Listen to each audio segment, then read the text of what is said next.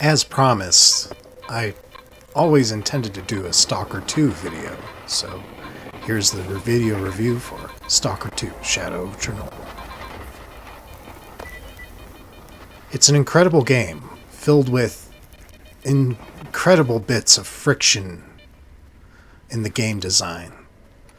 It's one of the longest first-person shooter RPGs, immersive sim hybrids that I've ever played in my life, at 70 hours to get through the main campaign. My goodness, I mean, even if you made a beeline, there's still so much content, twists and turns, factions to side with. There's a dearth of content in the main campaign, and all of it is findable in the mission maps while you're exploring around this incredible environment. One of the negatives, though, would be the shader compilation, which takes forever. And ever. And ever. And back to the game. What we have here is me showing you how a quest works in this, because you can find quests by yourself out wandering in the world, or you can talk to quest givers, which are usually just random dudes you talk to in the world. Random stalkers and inhabitants that just happen to be there in the zone, because not everybody's a stalker, but some people definitely are. And there's many factions, and the factions will fight in the overworld and reclaim different parts of the map as theirs, and there's all these little details in the way that weapons are, and the way the different dubs are handled is even more incredible. You know, the English dub is hilarious and totally not in keeping with the tone of the rest of the game and the dialogue being spoken. I'm sure the voice actors gave it their all, but my goodness, the Ukrainian dub outshines both the English dub and the other dubs that I've listened to. It's outstanding what they've put into as far as work, considering the conditions they find themselves in. They shipped a game that was mostly there at launch, but needed some patches, still needs some work, but it's an excellent game. And one of the most memorable missions is the one that I'm showing off now, where you go into a poppy field, and you have to keep chugging energy drinks to keep yourself going. I mean, these guys made this incredible open world game with dynamic everything, to say the least.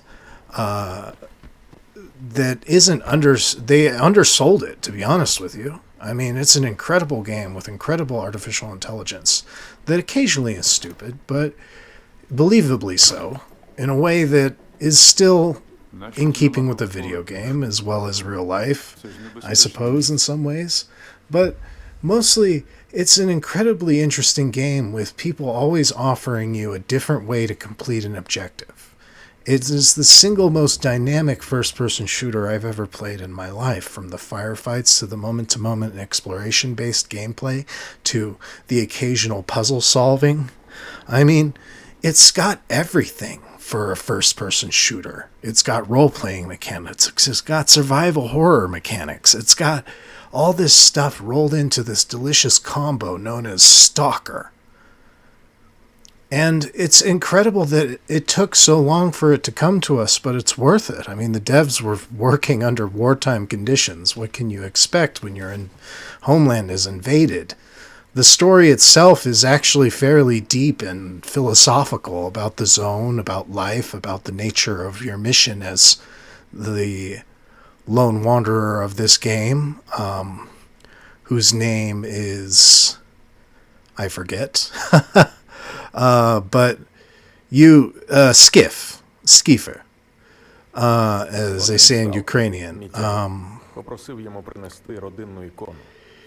It's funny, you become Skiff. You really get immersed in this world, in this game, in this choices that you make, and there's responses to what you do from moment to moment as a player. Like one of the earlier encounters in the game is you can encounter a group of bandits and you can choose not to kill them.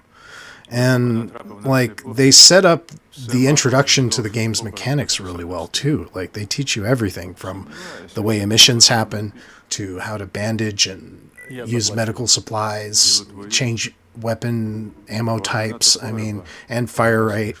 I mean, this has everything in it that you could want in a Stalker game, except maybe night vision goggles. But those are coming. Those are coming. Those are coming down the road in the Q3, Q4 dev map. It's the third item on the dev map. So we're looking forward to more content, more tweaks to this Stalker 2 experience. And it's a great game as is. It's very heavy to run. It runs not great on my system. It ranges 40 to 60 FPS on my system. It's 60 most of the time, but during intense encounters, with a lot of AI, it can get bogged down.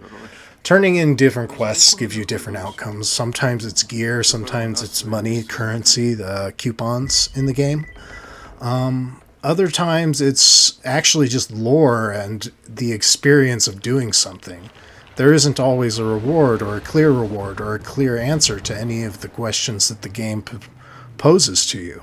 It's a completely non-linear experience that offers an incredible single-player story that has incredible depth and cutscene direction.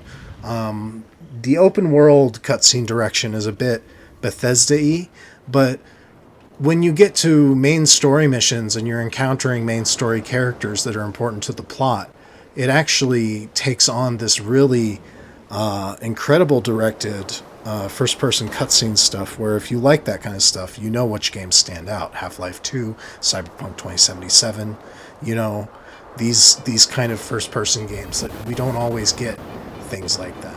The game is best at its best when you're out wandering around the world and weather suddenly changes or a mission happens and you have to drop everything and run. Maintaining your gear is important. It costs a lot of coupons to repair a broken item all the way to full health. So maintain your equipment, stalkers. And there's another thing, like I actually found the solution to a main story quest entirely by accident in this windmill while exploring in the early game, in the lesser zone. You start off in a less populated version of the zone called the lesser zone, and then once you get out of the lesser zone, you get to the main zone, and that's when the sauce gets turned up to 11. You know, they're throwing everything at you. You're getting bloodsuckers, you're getting pseudo-giants, you're getting all kinds of cool brutalist architecture and things to explore. I mean, this game is incredible. I can't say enough good things about this game. I mean, it gives you such a sense of choice and freedom where you can encounter the end of a main story quest while just exploring, like I did with here. And I applaud the game's use of an inventory system. It's, again, pulling from those survival horror mechanics. You have a weight system. You have to be careful how much you take with you.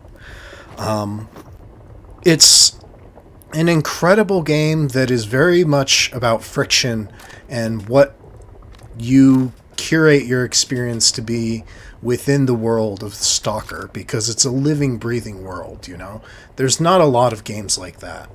And there's so many, going back to how the twists and turns of quests can happen and you can find stuff. Like, I found this guy holed up in a house and he asked me for help. And my only reward for helping him was just some information on a stash and, like, a story. So I think that's a really interesting and inspired choice to not always make a clear reward for the effort you put in.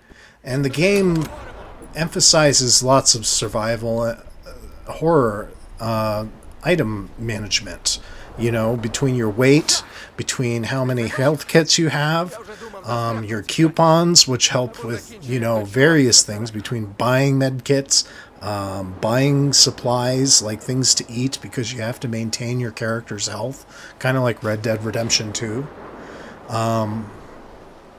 It's really a fascinatingly deep game, and there's nothing else like Stalker on the market. The fact that the team at GSC World was able to pull together, deliver Stalker 2 to market, it's a miracle in and of itself that it's even here, and that it took so long to come out. But okay, it came out. It's an incredible game. It has so much spirit, and it's visually incredible for a PC game that's also on console. By the way, the console versions are good too. So props to GSC World for delivering on Stalker 2 and not under-delivering or delivering a bad product. This is an excellent video game if it's the kind of video game you want to play. And I highly recommend you give it a shot. It's called Stalker 2, Heart of Chornobyl. And it's one of the best games I've ever played in my life.